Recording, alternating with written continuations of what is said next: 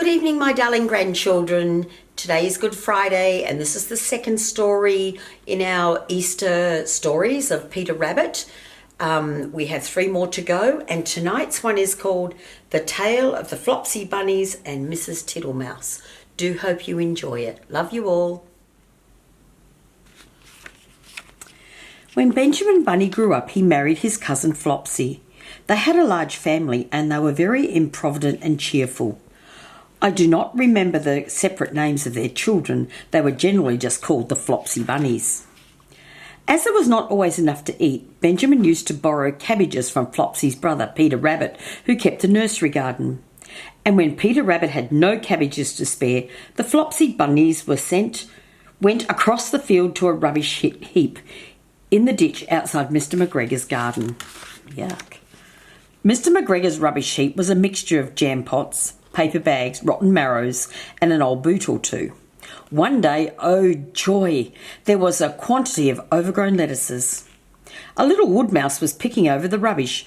Her name was Tomlinson Tittlemouse. "Please excuse my youngsters," said Benjamin.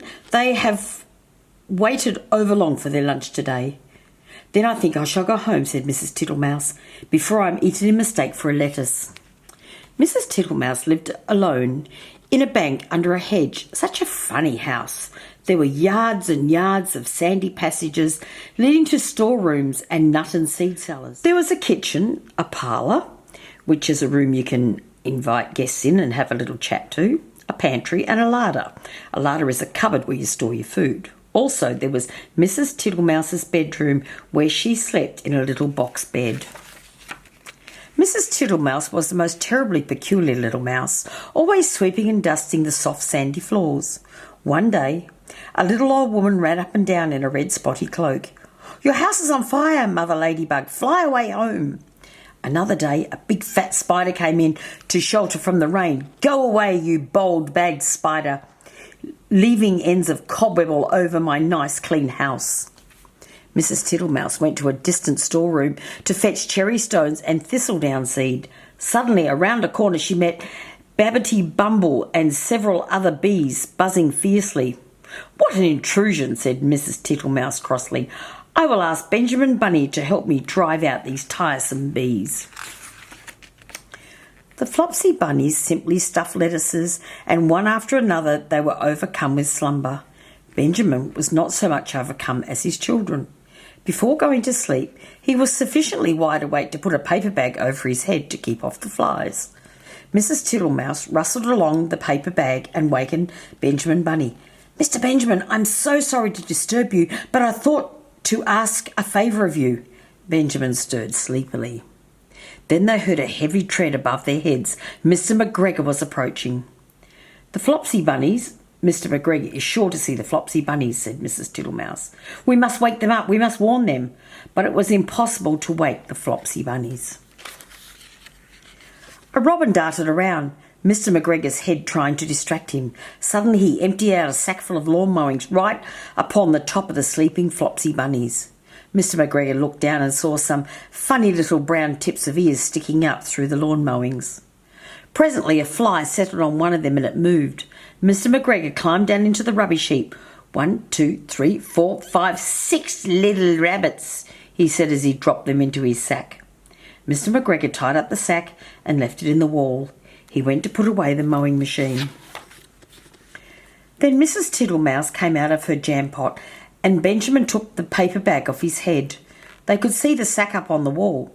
Just then Mrs. Flopsy Bunny, who had remained at home, came across the field. "Mr. McGregor has caught your babies and put them in this sack," said Mrs. Tittlemouse. Benjamin and Flopsy were in despair. They could not undo the string. But Mrs. Tittlemouse was a resourceful person. She nibbled a hole in the bottom corner of the sack. The little rabbits were pulled out and pinched to wake them. Their parents stuffed the empty sack with 3 rotten vegetable marrows, an old blackening brush and 2 decayed turnips. Then they all hid under a bush and watched for Mr. McGregor. Mr. McGregor came back to fetch the sack, believing that the Flopsy Bunnies were still sleeping inside. But if he had looked behind, he could have seen them following at a safe distance. They watched him go into his house. Mr. McGregor threw down the sack on the stone floor. 1, 2, 3, 4, 5, 6 little rabbits, said Mr. McGregor. Mrs. McGregor untied the sack and put her hand inside. When she felt the vegetables, she became very, very angry. A rotten marrow came flying through the window and hit the youngest Flopsy bunny. Benjamin and Flopsy decided that it was time to go home.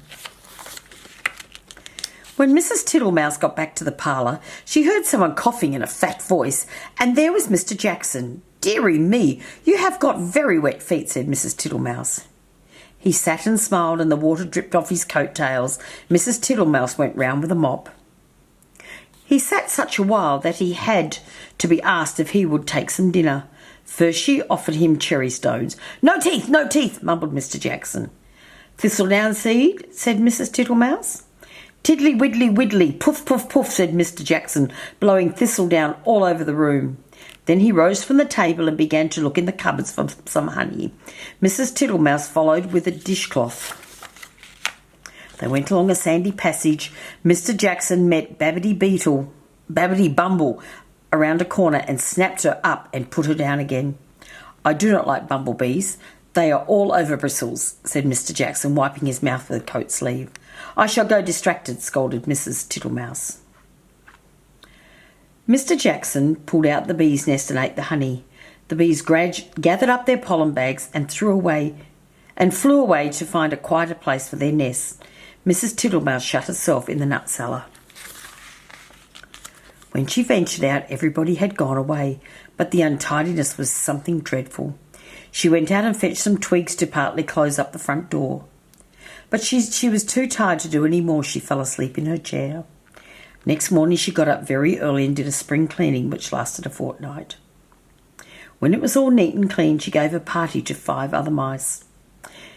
Mr. Jackson could not squeeze in the door, so they handed him an acorn cupfuls of honeydew through the window, and he was not at all offended. The Flopsy bunnies did not forget Mrs. Tittlemouse. Next Christmas, Thomasina Tittlemouse got a present of enough rabbit wool to make herself a cloak and a hood, and a handsome muff, and a pair of warm mittens. So until tomorrow night, my dearest children, have a good day tomorrow, a good night this evening with your family. Love you. Bye.